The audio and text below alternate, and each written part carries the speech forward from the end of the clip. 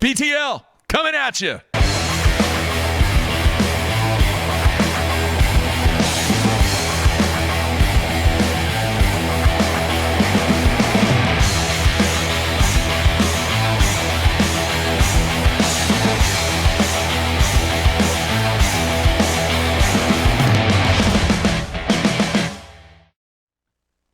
Good Tuesday, everybody, and welcome once again to BTL Bass Talk Live, where we're going to talk bass fishing and anything else that we want to talk about. Yes, show number 2 of a jam-packed week, a good one today, while my partner in crime continues to try and catch fish on Kentucky Lake.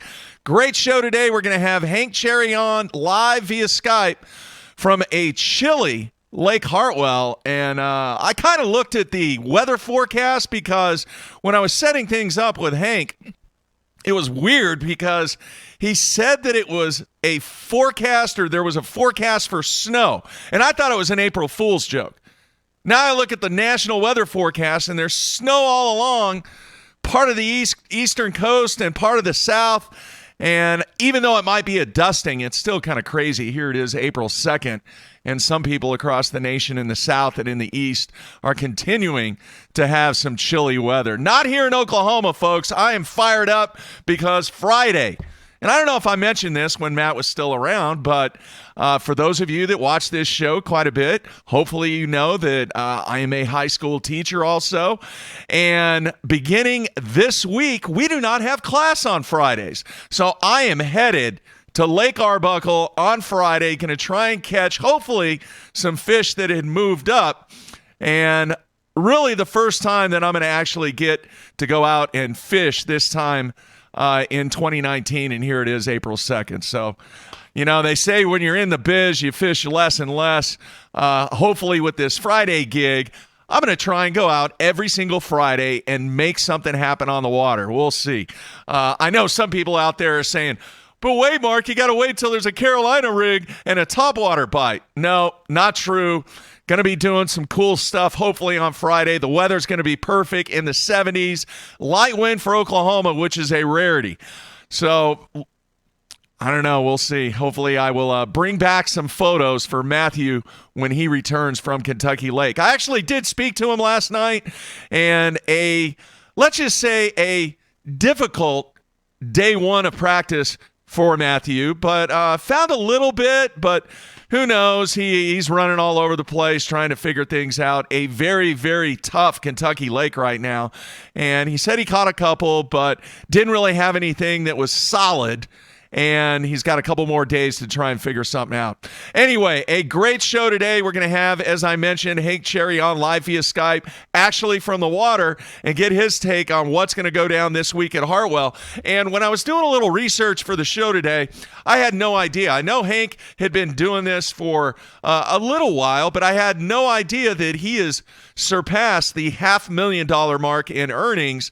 And I know for a fact that he has been entrenched in the Carolina areas in weekend tournaments and fishing so many local tournaments there in that area, and he can catch them. And I'm really curious. He's off to an okay start this year. You know, he got a couple of top 30, I don't know, maybe 38, 39 finishes. I think he was in the 20s and then in the 30s. So it's going to be interesting. He did fish in the 2018 Bassmaster Classic. I think he finished in the 30s in that event. So to get his take on what he might do different based upon his previous history on this lake, and I know he's familiar with this body of water. So we'll get his take on what he thinks is going to go down this week at Lake Hartwell. The second thing I want to mention is next week, folks, we have back-to-back events on the Elite Series. The other thing is it's going to be the first time this year that we have all 3 trails going on at the same time. And I really want to get feedback from some of the people next week on the shows on how you are going to spend your time. Are you going to have 3 computers set up, 3 screens, 3 monitors? What are you going to do? Are you going to go back and forth? I mean, my plan right now is I'm going to be switching back and forth. Yeah, I've got a zillion computers here in the studio, but I'm going to try and have two of them queued up at the same time, and then flip through on the third one to check out some of the action that's taking place. I've said it. I still mean it. I will say it until something, which probably will never be done. It is so unfortunate that all three trails are taking place on the same week. What are you going to do? I've thrown out suggestions out there, and I get it. I know that Major League Fishing had to put their schedule out in a hurry. They were crunched for time. I get it. But moving forward, hopefully in the plans for 2020, that everybody is taking a little bit of consideration in a sponsorship perspective, in a fan perspective, and more importantly, in an angler perspective, and see if we can get something worked out to where maximum exposure is there after these guys go out and achieve what they do on any of the three trails. So that's kind of the plan for next week. And then, as I mentioned on the show yesterday, tomorrow, a big day. The feedback that we've received from Brad Holm and being in studio where he breaks down the FL Tour event has been enormous. People greatly appreciate his insight and really breaking down how he took his week from practice till his final day in the tournament, and hopefully give you guys some insight on what Bradley does on the water and really off the water too as he progressed through his weeks on the FLW Tour. All right, that's about it. We're going to take a quick break and come back hopefully with Hank Cherry live via Skype. Oh, the other thing I want to mention toward the end of the show, let me get this queued up. Toward the end of the show, we're going to have hopefully an announcement. As soon as I get the word, I'm going to get a text on my phone, hopefully after 9 a.m. Central Time, that we're going to be able to talk about something that hopefully will be announced after 9 a.m. So looking forward to discussing that topic and see what Hank has to say. So everybody stay tuned. We'll be right back.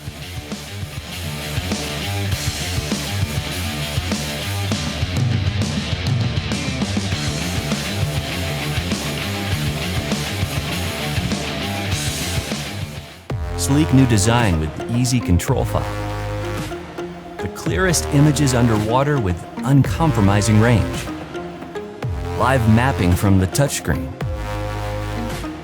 View notifications, video, even Google Maps on screen. And for the first time ever, real-time view of fish movements with live sight sonar. HDS Live. New from Lowrance.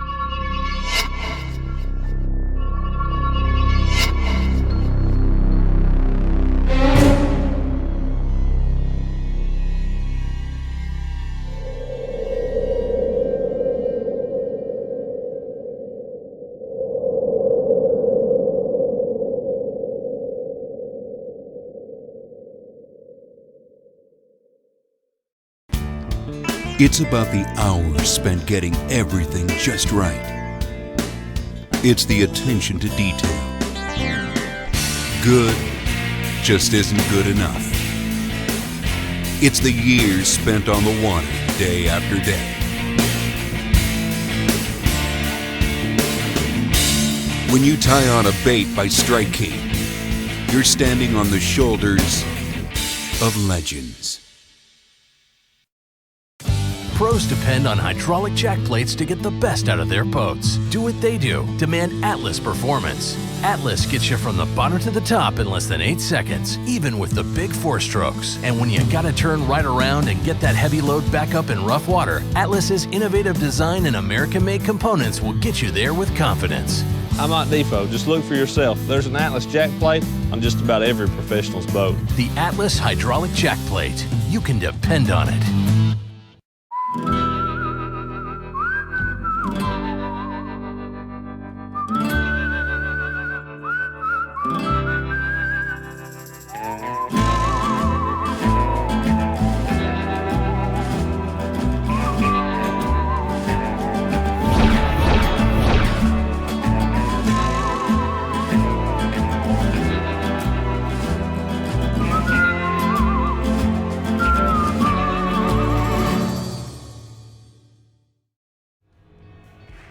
Hey guys, Aaron Martins here. I'm going to be telling you about a new product by Sunline. It's Siglon PE x8. I've been using it almost extensively all year for my frogging, flipping, drop shotting, shaky heading, worming, jerk baiting. It's by far my favorite Sunline braid. I honestly, I don't say this unless I think it's true, but honestly it's the best braid in the market of any of the braids. Definitely check it out. It's a price point line, $14.95 for 165 yards, and that could last you a whole year, just one spool with using leader material. Again, it's Siglon PE x8.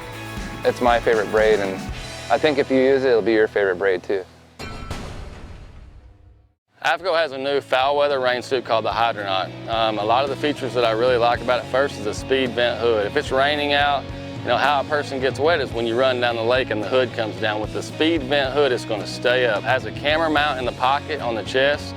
The Hydronaut has a 2-layer, 100% waterproof nylon shell.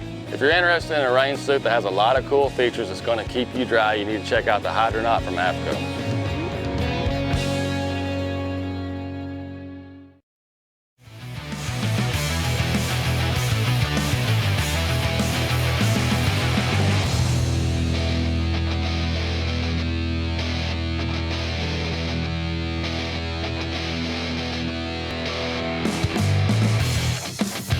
All right, we are back on a Tuesday, and we are ready to go to our special guest live from the water. And the snow missed Hartwell, although there was a little frost on there, a little chilly this morning at Lake Hartwell. So let's bring in our guest right now. Hank, you there, man? I'm here. All right, little chilly this morning. It is very chilly. The wind is blowing. It's definitely not April weather. But the good news is it's supposed to warm up as the tournament goes. All right, man, let's jump right into it. What have you found during practice, and are you feeling confident? Is it tough? Is it easy? What can you tell the fans out there so far? I think right now there's fish in all stages. What I found yesterday, you can catch some shallow. There's some trying to spawn. There's some deep. There's some extremely deep, a lot deeper than I thought. I have to feel confident when it's like this just because I like fishing all levels of the water column. And, I feel like in my head Hartwell owes me one. So hopefully everything comes together this week and we have a good tournament. All right, man. Tilt your camera up just a little bit. We're getting a good shot at your neck. There you go. Is this kind of the typical late Hartwell this time of the year?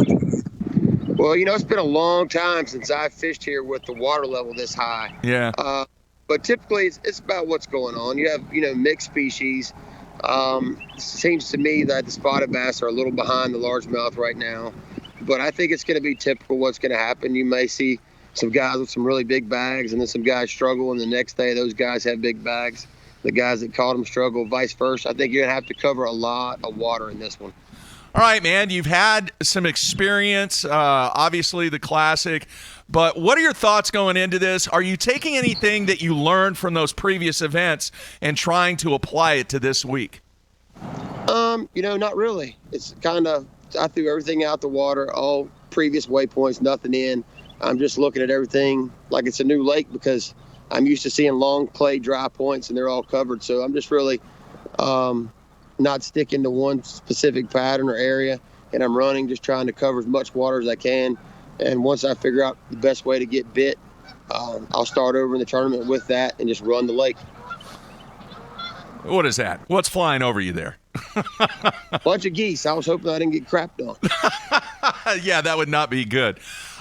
For the fans out there, when you have a situation like what you have this week and such a vast body of water, are you breaking it down into sections each practice day, or are you just kind of mixing it up all 3 days? Well, I tell you what I'm doing. I'm breaking it down according to what I see as water temp. That's kind of dictating what I'm doing in different parts of the lake. And, I love fish that are schooling, chasing bait, this, that, and the other. And I've seen a lot of that. I've seen a lot of fish cruising. I've seen a couple on the bed, and I've seen a lot real deep. So I'm just trying to be real persistent on where I'm at and what I'm doing, and I'm taking more notes than I'm putting down waypoints because, like I said, I'm not really – everything's moving this time of year, so I'm not specifically going back to a certain target more than I am an area.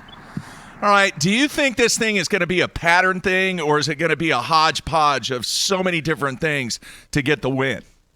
I think by the weekend it'll be a pattern, but I think to get to the weekend it's going to be just a hodgepodge, one here, one there. Really? Do you like those kind of events? Yeah, I do. I kind of enjoy the unknown. Truthfully, the way these lakes fish, you're never really out of it because they're so finicky. And anytime it's a tougher event, I would much rather fish that. As long as the event is on a lake that's full of fish, I like fishing a tough event. All right, when you go to places that don't have a lot of fish, I'm not too excited about tough events. All right, I mentioned at the beginning of the show back-to-back weeks for you. What are your thoughts on back-to-back events? I don't mind back-to-back events. For me, it keeps me 1 week away from the family, but that's 1 week I don't have to go home and leave those little blue eyes again in tears. That's the hardest thing to do with this. People don't understand. We get to do what we want to do for a living, and it's a dream. But every time you leave those kids at home, it's a pretty rough thing. You come back, especially from some long road trips, and all of a sudden, they're reading or they know more words or their personality's changed quite a bit. And then, I leave my wife at home. It's tough on her because she has all responsibilities with Christian's baseball, picking up the kids from school. She's working a full-time job. She helps out with this job. So I think for me personally, the back-to-back events help my family life. All right. A very interesting photo that you have on your Facebook page, your profile, or not your profile, but when you go to your Facebook page up at the top, you're very active in youth sports and very active with your kids. At least that's what it seems like. Is that a big part of what you do during the off season? I try to do it as much as I can. My son is he's a very gifted, unfocused 9-year-old. He has all the talent in the world, but he's a little babyish.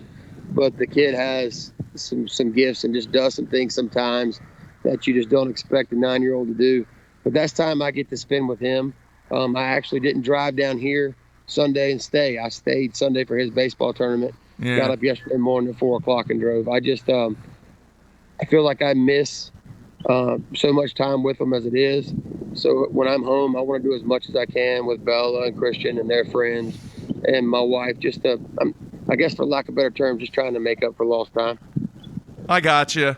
How would you sum up your season so far? A couple of 30. I think you had a 30. What did you have? A 38th and a 28th so far this year. How would you sum it up so far? Goes back to the old saying, no bad days. I've had bad first day, both events. And when you're fishing at this level, if you're going to have a bad day, it's got to be the third or the fourth. It can't be the first. And I'm working through it. It's not that I've done anything wrong.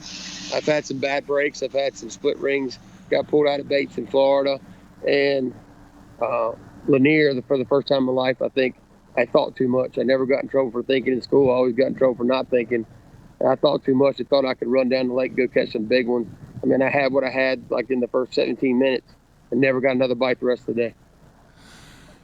When you have an event this time of the year where it can be one doing several different things, I'm curious, how important is the weather? Are you a weather watcher, and do you kind of plan your day based upon what the projections are in the weather, or do you just say, screw it, I'm just going to go do what I need to do? Well, I've had the pleasure for the last few years up until now. I traveled around with Jacob and Hackney, and I learned a lot from those guys. I try to be a sponge and pay attention to everybody.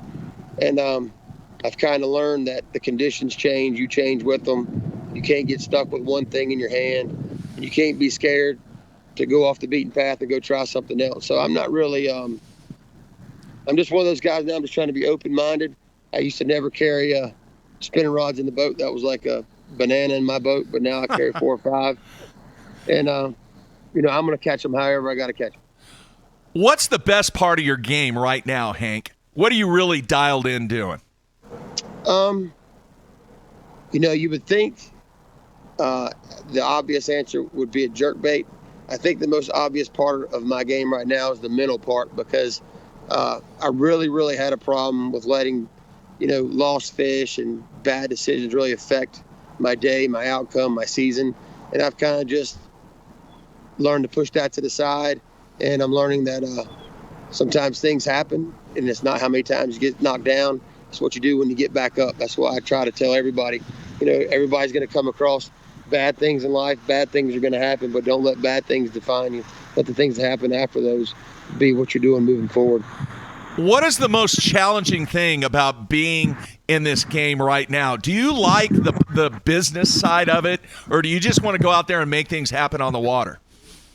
I like the business side of it. I get to pair up with some great companies. A brand new one I just got with is the Warriors Journey. You'll start hearing more about them.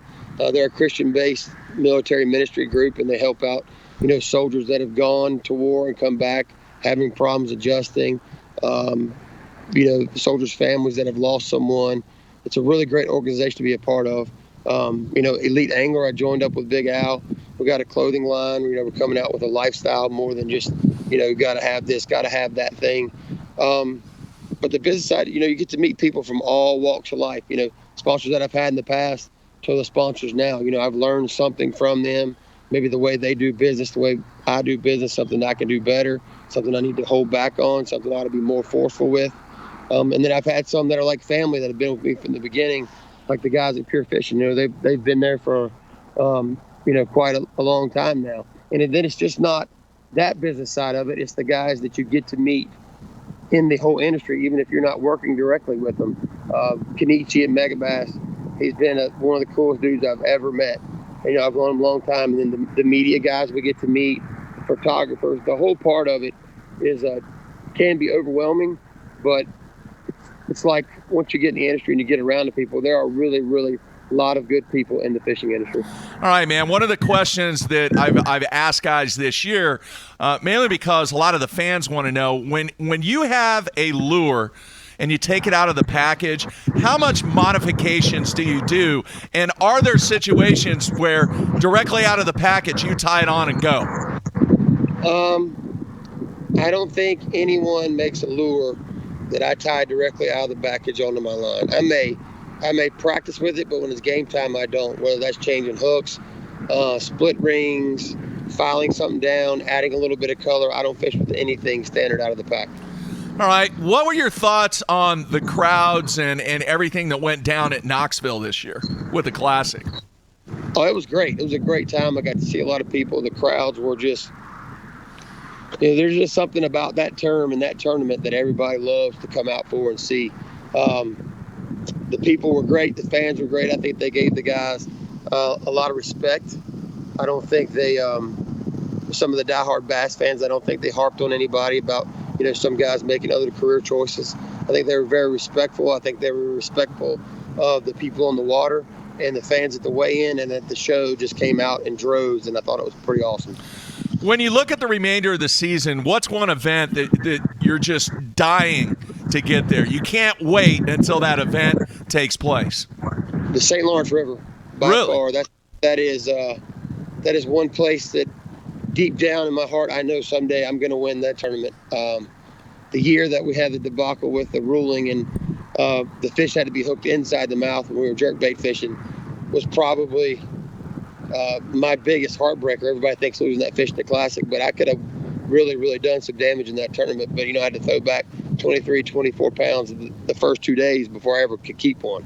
So that place is probably my second favorite place to fish. I just love it up there. I love the people up there. I love the water. I love catching those brown fish.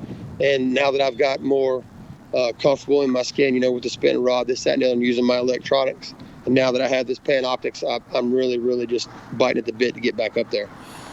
You mentioned the spinning rod. How did you get yourself more inclined to be versatile and use that spinning rod and reel? Well, Jacob Porosnik. I got to give people credit where credit's due. He's the one that forced me to get that thing in my hand. And I actually, from fishing team derbies with him and fishing around on the river with him and some other places, I just learned how versatile it was. And, that just because you're using a spinning rod, you can still, be confident, catch big fish, light line, this, that, and the other. And, I have to give him the credit for that because he pretty much pounded it in my head. Wow, that's cool stuff there. All right, you mentioned the St. Lawrence River being your second favorite lake. What's your favorite? Well, it's kind of a tie between Toledo Bend and Sam Rayburn. They're just kind of like a 1A, 1B. I don't know why. For some reason, I fell in love with both those places the first time I went. I like the way they set up. I've caught fish at both of them.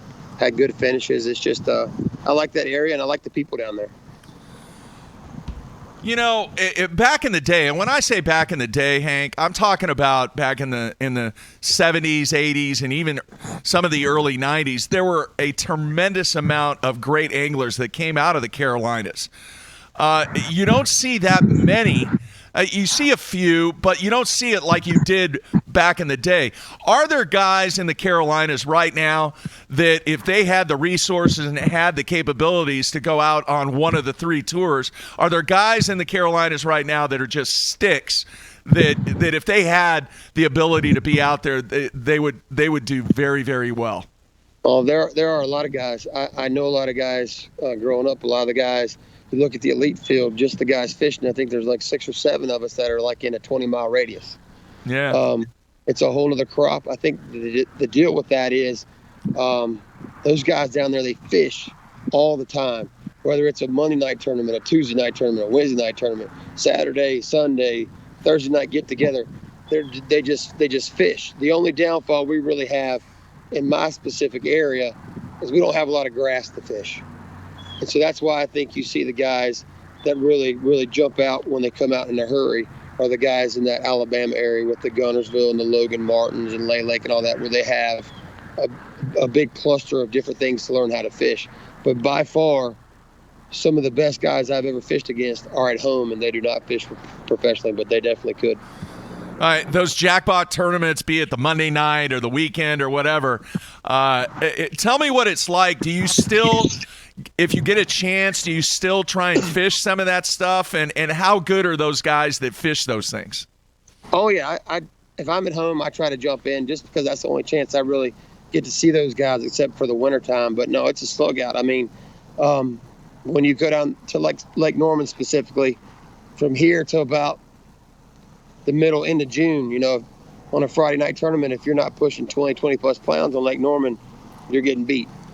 And, you know, they kind of rub it in on me because I'm probably, next to Brian Thrift, I'm probably the worst night fisherman around.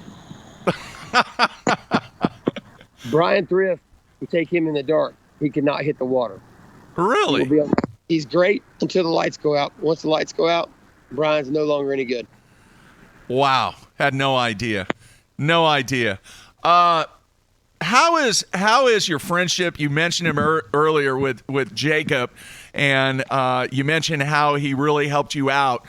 The relationship that you guys have had over the years and with the split, is everything okay there, Hank? I mean, is everything going and you guys still speak to each other and still have things where friendship matters?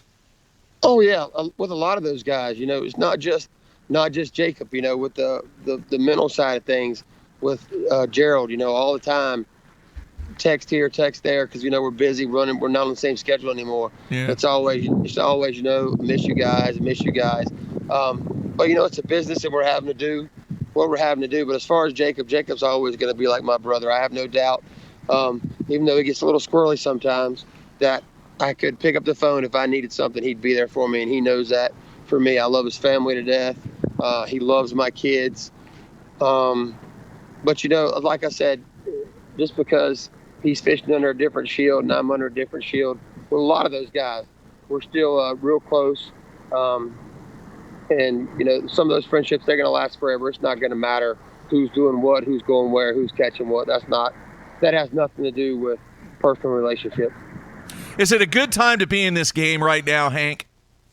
I think it is. I really like it for the youth, just because the amount of technology and the amount of information they can gain ahead of time before ever getting on the water.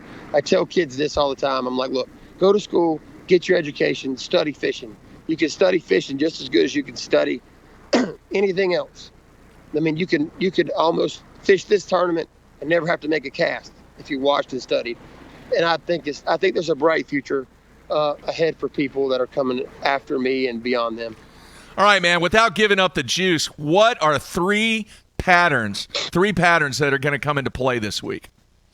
Well, it's Hartwell in South Carolina upstate, so wacky worm will be part. A big swim bait will definitely be a part. And probably by the end of the deal will be topwater. Really? Yeah. How about bed fishing? Is that going to be a factor this week? Bed fishing will definitely be a factor. I'm just not sure how long it will be a factor. It may be where you get a couple days of it and then it's all right, let's go fishing and get this thing on. I'm just not sure how many more are going to come. We're going to have another cold night tonight, but then it's going to be like 75 degrees tomorrow. Yeah.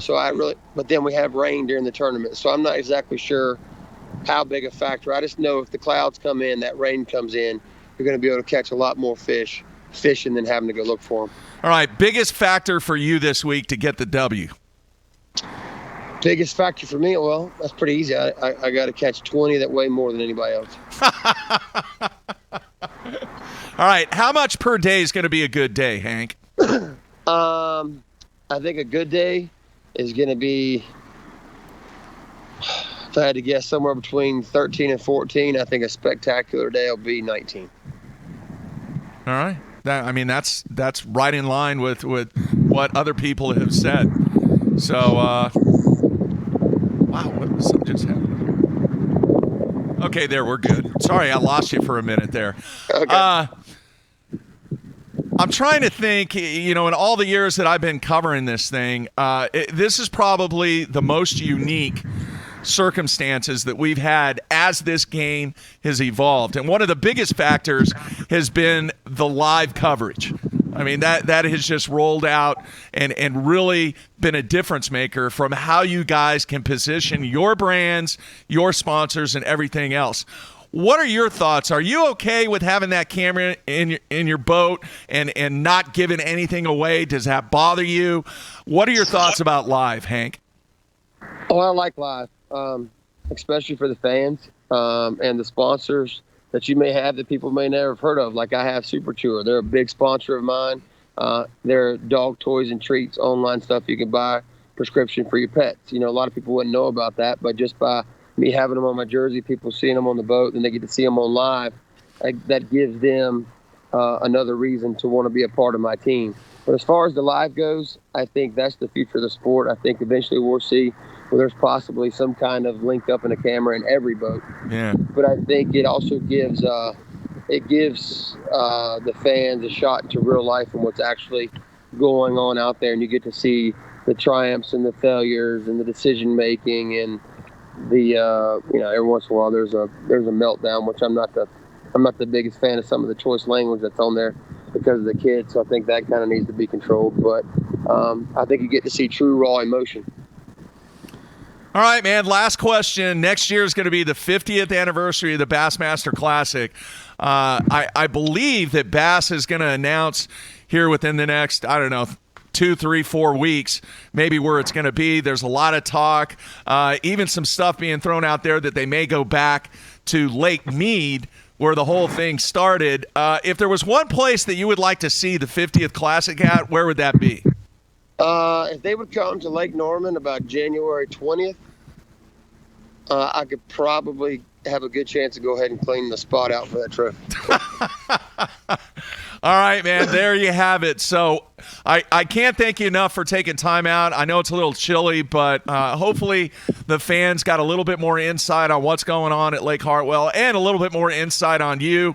And wish you the best this week, man. Good luck in the back-to-backs. Hey, man, I appreciate it. Looking forward to this gift I'm riding in from Rick Pierce's Bass Cat. I'm looking forward to burning some gas in this thing and hopefully finishing up there towards the top. Hey, real quick, which model are you running this year? I'm running the Lynx with the Mercury 250, the new 4-stroke, and it is an awesome package. It's a big boat, but this sucker will scoot when you open it up. All right, how many rods you got on the deck right now, man? Right now I have 1, 2, 3, 4, 5, 7. All right, you're ready. But the trick to that is 4 of them are the same kind of bait. Okay. All right, there's some insight. All right, man, good luck to you. Stay warm, and we'll talk to you soon, man. All right, thank you. See you, Mark. All right, there you have it. Hank Sherry, good stuff there. And a little bit of insight on some of the stuff that he does on and off the water. Like I said, I had no idea the guy has surpassed the $500,000 mark in earnings. All right, I want to do something real quick. We have about 15 minutes, and I'm going to try something. If you are watching on basszone.com and not on YouTube, if you're watching on YouTube, go over to basszone.com, and the Sunline hotline is going to open up here just for a few minutes. If there's anybody out there that would like to give me a call and voice your opinion about whatever, be it in the bass fishing world or any other world, I'm going to open up the Sunline hotline for a few minutes, and you guys give me a call. I'm going to see if I can pull the number up real quick. I do not have that screen pulled up. I should. That's my bad, but I just thought of it. I was like, I got about 15 minutes. Hey, let's take some phone calls if there's anybody out there that would like to discuss any topic that's going on out there. Let's see here. Let me get the number pulled up. I know there's a little bit of a delay in the stream. Here is the number. It is 405-253-5543. That is the Sunline hotline. Give me a call. I'm still waiting on that text that I can talk about some information that I received early this morning. If I get confirmation on that. But until then, give me a call, 405-253-5543. Would love to talk to you about anything that is going on in the world of bass fishing. All right, I just got the text, and I'm okay to talk about this. I have the economic impact numbers for the Bassmaster Classic that was held in Knoxville, and it's pretty impressive, folks. Pretty impressive.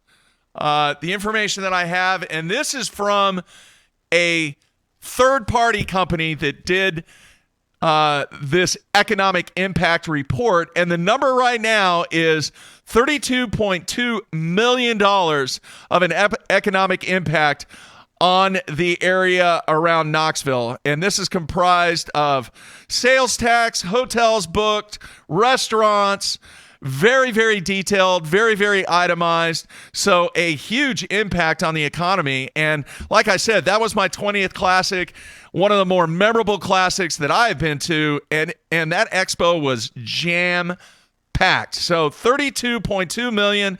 The economic impact report was done by the Visit Knoxville Sports Commission. And just a massive number. Some of the things that obviously are taking place in the month of March Madness, which is near and dear to my heart. And I believe that there are some of the places that have opening games for the 64-team field, actually 68-team field. And some of those guys that show up for these opening round games in the NCAA tournament, a lot of those locations, when you combine all those locations, I just wonder if that amount of economic impact was seen for all of those opening round games in the NCAA tournament. Be interesting to see if they come out with any numbers on that. But a tremendous economic impact on the area of Knoxville, Tennessee, and one of the more memorable classics, as I've mentioned, that I've been to in the 20 that I've attended. All right, let's go to the phones now. Hey, who is this? This is Jim in Indiana. Jim in Indiana. What's on your mind How today, you doing? Jim? Doing good. Well, probably more about gotta get my wires straightened up here. About the new bass, the MLF is what I have some problems with as far as. Can you hear me? Yeah, keep going, man. Oh, okay. I don't like the way I like the score tracker, okay, but now when they give the guys names, associated with it, so many times I've binge watched all the shows on the Outdoor Channel. So many of them guys, they aren't catching fish, so they use catching some obstacles to see what they're doing, you know? Yeah. Any good bass fisherman can catch fish that way. Did you say you were in Indiana? Yes. Where in Indiana? Fort Wayne. What is that? Northern Indiana? I don't. Northern part of the state, about 2 hours north of Indy. Okay. All right. I've never fished in Indiana. I've been to Indiana numerous times. I've been to French Lick, and everybody knows who came from French Lick, right? Oh, yeah. Yeah. That would be Larry Bird. I used to fish down Patoka a lot for a one bite tournament. Yeah. All right. Made a lot of checks down there, catch some one fish, but it was always 5, 6, 7 pounds. Yeah. Yeah. Well, man, I appreciate. I just don't like the way they give out the guys' names so they can see where they're fishing, how they fish, or they know how they fish. Yeah. You know, if it's to catch them, they know he's probably catching them on, a frog or punching mats. And it's just too much information. Yeah. I can see given the weights and, first is 10 pounds. Second's 8, third is 6, and that's all the info they need. I'm with you, man. I think in the future we'll see a change. That's it. All right, man. I appreciate you calling in. Okay, thanks, Mark. All right, see you, man. All right, there you have it. We want to take a few more calls here, folks. 405-253-5543. Give me a call. Let me know what's on your mind. We will discuss it and talk about it. And I mentioned at the beginning of the show, next week, for the first time, you're going to have all three taking place here in 2019. And it's going to be really, really tough to try and follow all three. But we'll see what happens.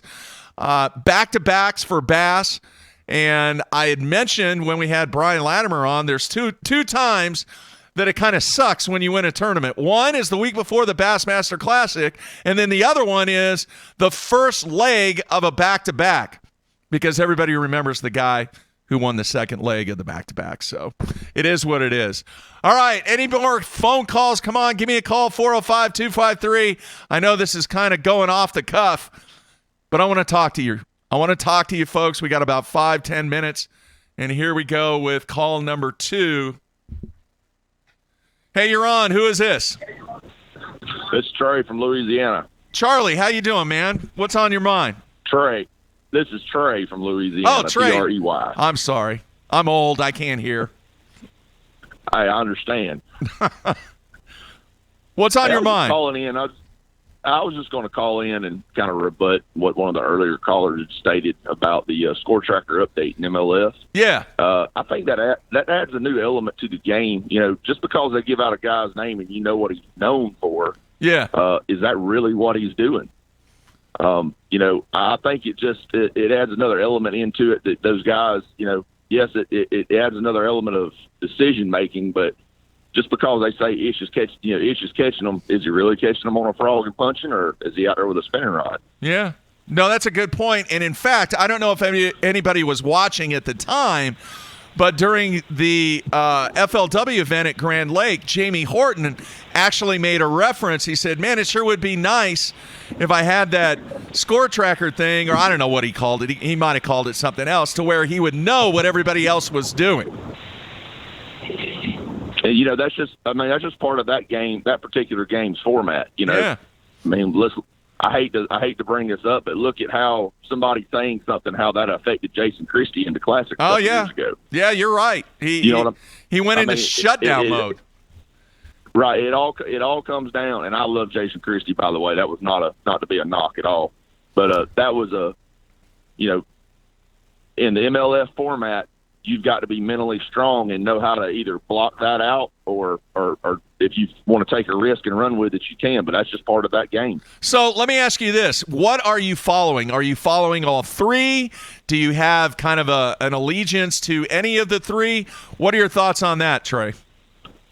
I follow all three. I'm a fan of the sport. I follow all three. I've got a good friend that's in FLW.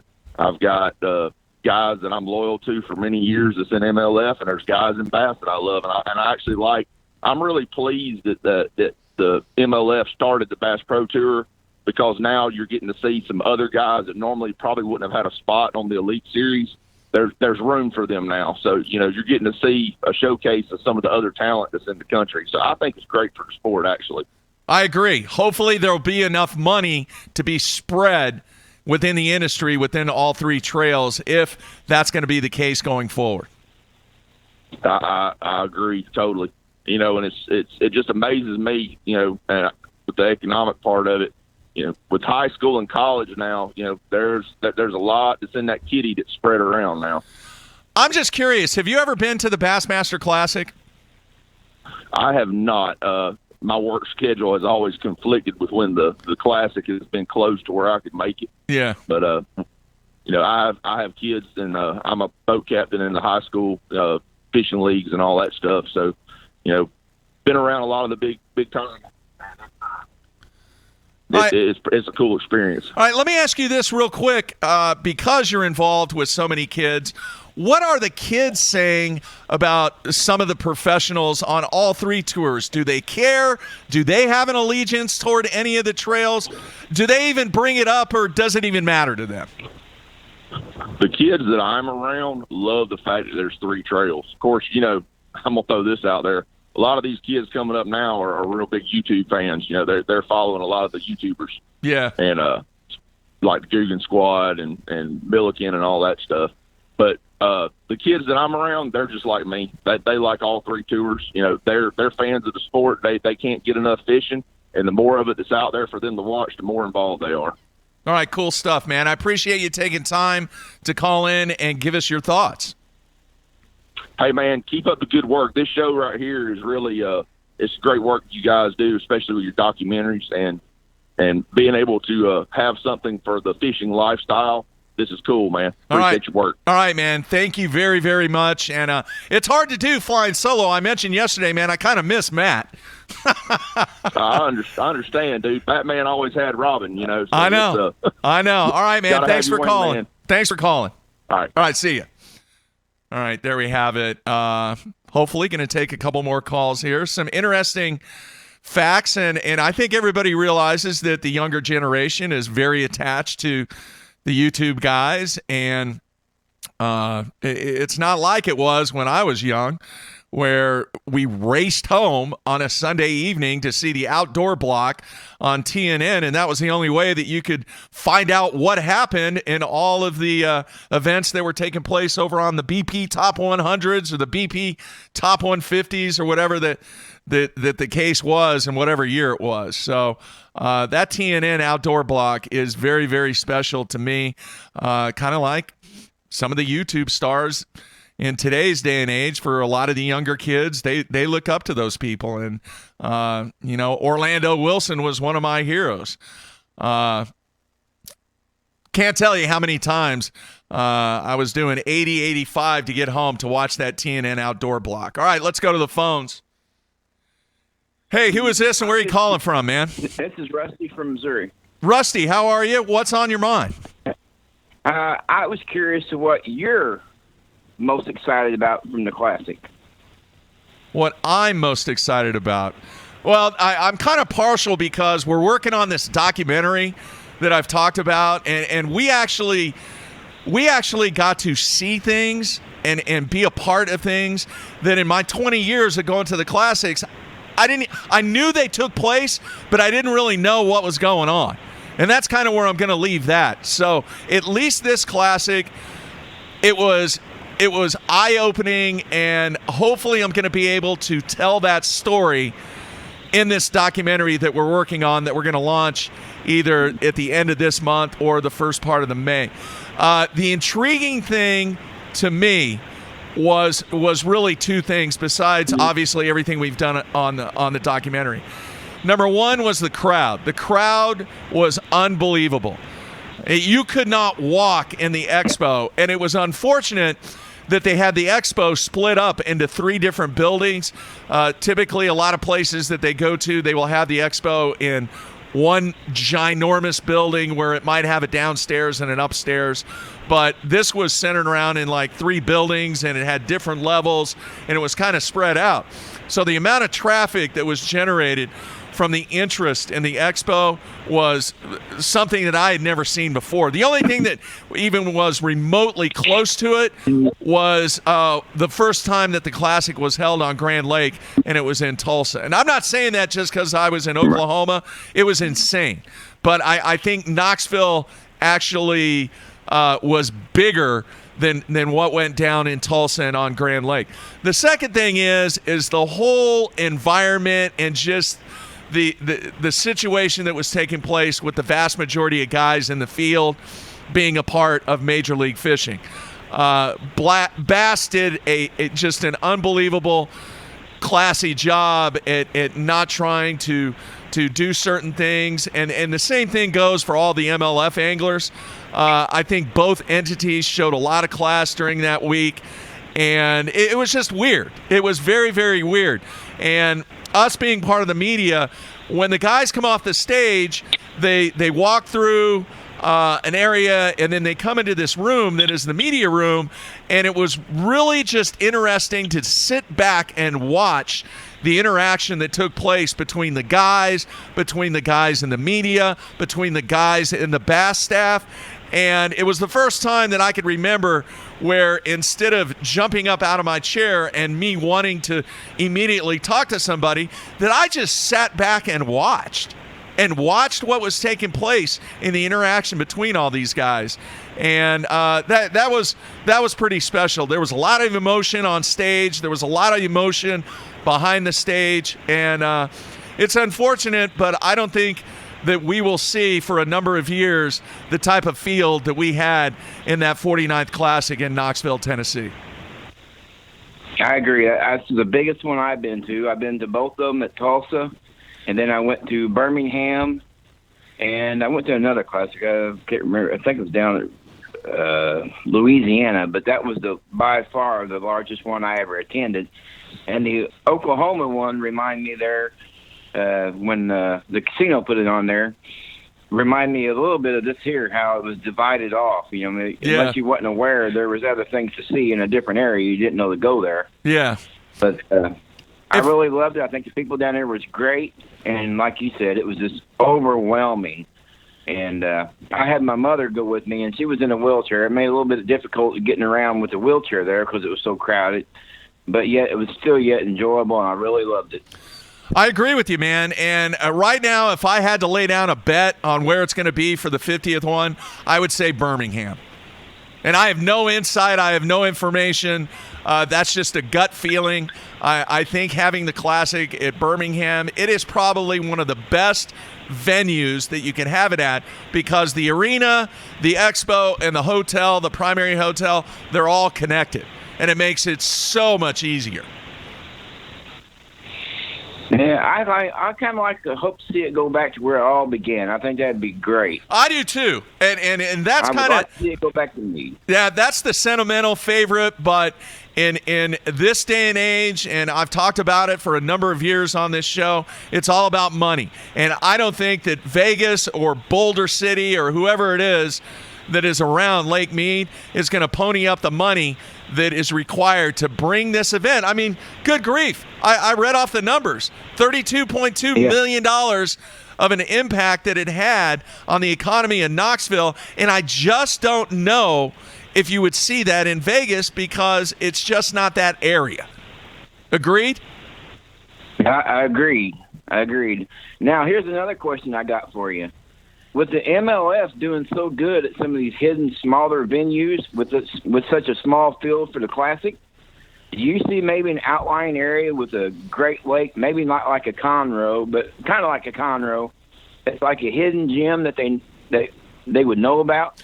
Maybe an economy boost going to a different area like that? Maybe, and the economies might be willing, or the communities might be willing because of the economic impact to get the checkbook out and write the check and bring that event to their area.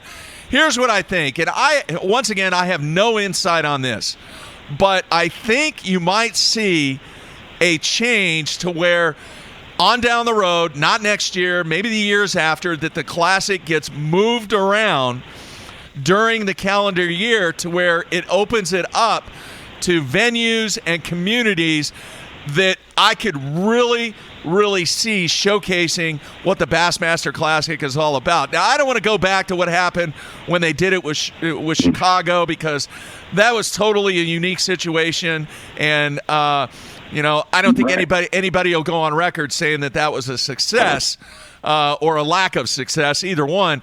It was just, I don't think you'll ever see that again. There was just so many things that were challenging with that Classic, with the tie-in to ICAST and everything else.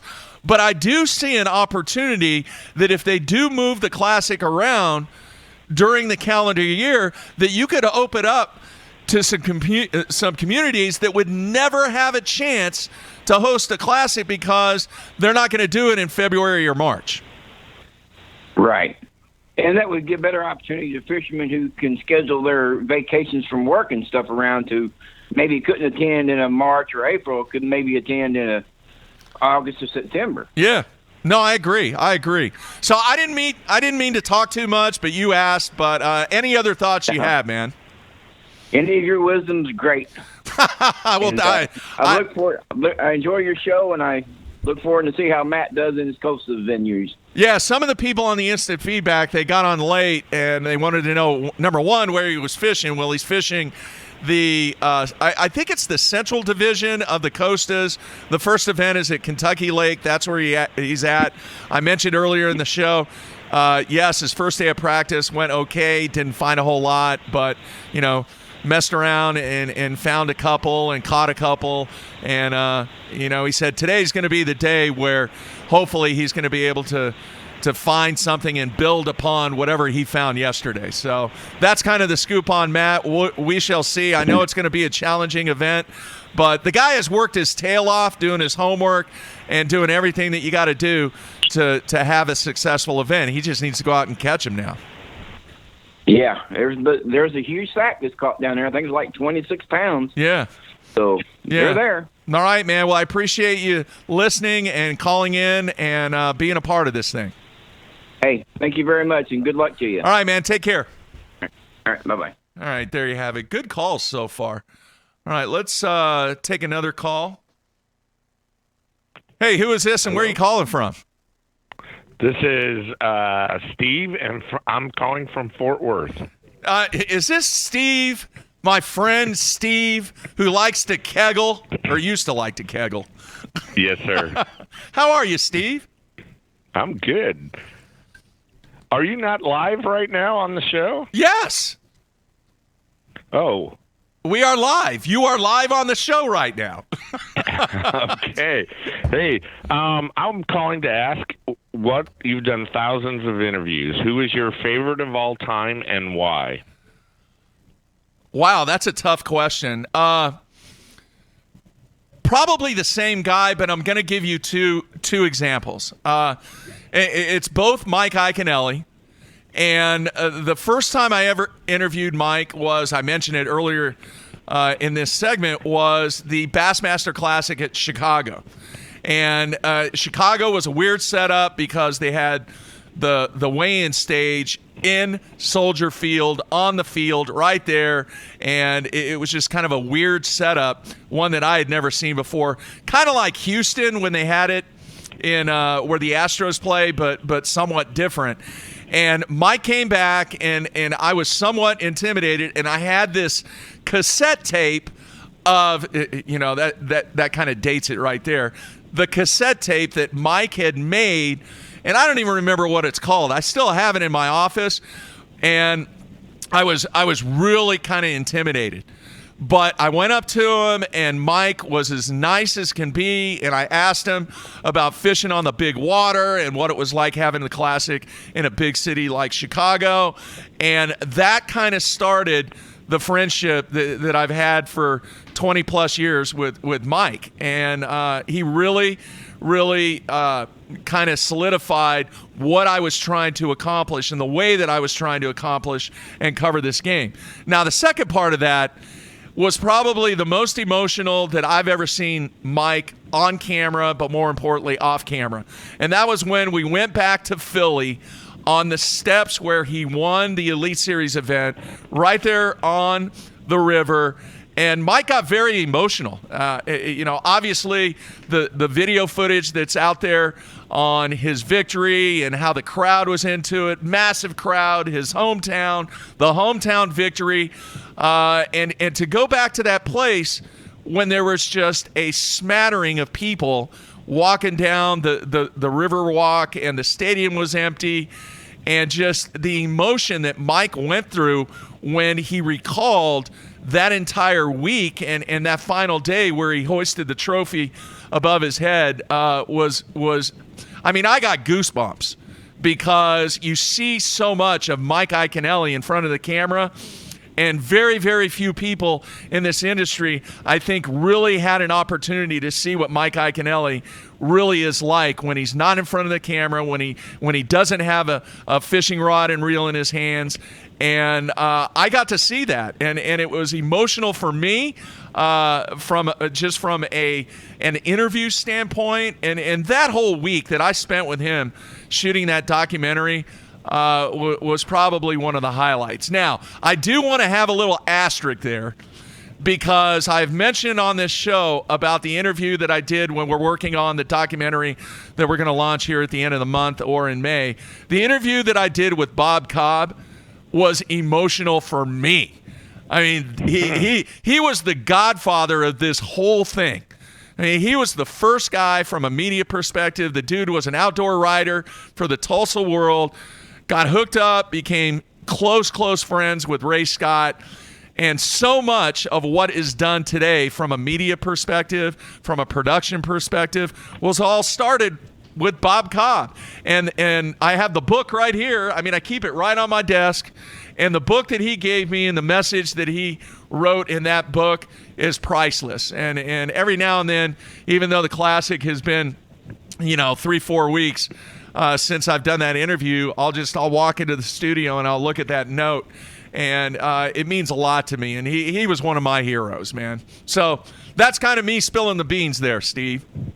That's awesome. Well, listen, just wanted to call in. Love the show. Keep it up. All right, we need to talk. I need to call you later. I'll call you later. Okay, thanks. All right, man.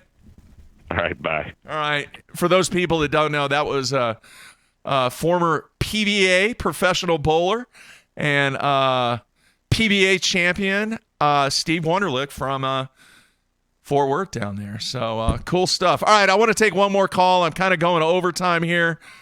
I really like the phone calls.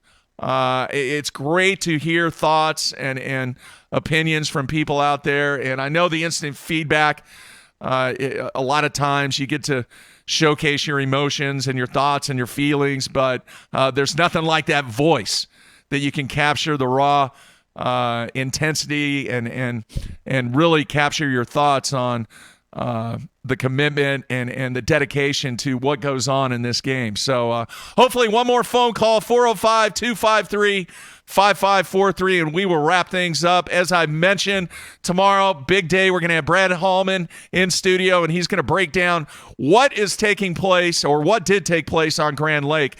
And a lot of questions on the instant feedback, and one specific question wants to get into detail, and I thought I had it sitting on my desk. I guess I took it off. The red kicker blade, the orange kicker blade. So we're going to dive into that madness that takes place here in the state of Oklahoma and really a number of areas that surround the great state of Oklahoma. All right, we are waiting. I'm waiting on one more phone call, 405-253-5543, and we will wrap things up here on a Tuesday and look forward to having Bradley in studio. Let me, I kind of avoided the instant feedback here. Let me get it caught up.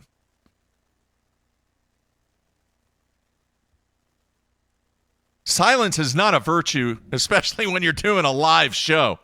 So one more call, either that or I'm just going to cut it off here. The next time I do a call-in show, I will make sure I promote it. I'll have a banner out there. We'll give some stuff away, but this was just kind of off the cuff on having the call-in segment. So looks like we're not going to get another call. I'm sad. The cat is sad. The cat has been very mellow. I don't know if she's kind of raised up and anybody's seen her face. She's just over there chilling in Matt's chair. No, Matt has not been replaced by a cat. Wow. Is that going to do it? Anybody out there? Anyone? I'm sure if I was giving stuff away, the phone would be ringing off the wall. Do people out there actually remember when phones were on walls? Had the little dial thing. The other thing is, I never see it. I kind of randomly keep my eye out, not intentionally, for payphones. I don't even think payphones exist anymore. Be interesting to see. How many people actually use a payphone. It was an integral part of my gig when I was working at UPS, and we actually, I looked for the phones that had the extra long handset or headset or whatever you want to call it, to where you could just pull up your car, dial the number, and then you could take the receiver and put it in your car and roll the window up on those cold days. All right, that's going to wrap it up, I guess. Nobody else wants to call and talk. What's funny is every time the phone line was busy, there were people calling in when we had a caller on. All right, I get it. A lot of people on the instant feedback say they're at work, they don't want to get in trouble. I get it. All right, the next time that we have a caller show, we will promote it, and everybody will have the opportunity to take your break, take lunch, do whatever, and hopefully call in and tell us what's on your mind. All right, I want to thank Hank Cherry for taking time out and wish him the best this week at Lake Hartwell. A busy, busy time in professional fishing, especially for next week with all three major tours having events, and we're going to see how that works out. Very excited to see how that develops. Fans, what can I say? I can't thank you guys enough for calling in and the instant feedback. Hopefully Matt will get dialed in. Matt will be back on Monday, and hopefully maybe he'll have some hardware. Maybe he'll have some money in his pocket and well on his way, because I know the next two events in that division, I believe, are Lake of the Ozarks and Table Rock. And I know Matt, he's the kind of guy, he's dialed in. He's done very well on Lake of the Ozarks. He's spent some time up there. And I know Table Rock fits right into that style that Matt likes to fish. But he's got to have a good tournament at Kentucky Lake if he wants to have a total package of a successful season. And then don't even go there. Yes, we'll get into that argument when he returns. So everybody be safe. Looking forward to having Bradley Hallman in studio tomorrow. And it's hard when you're flying solo to get everything queued up. All right, everybody, have a very, very safe Tuesday. Hallman in studio tomorrow. That's it. I'm out of here. Stay tuned.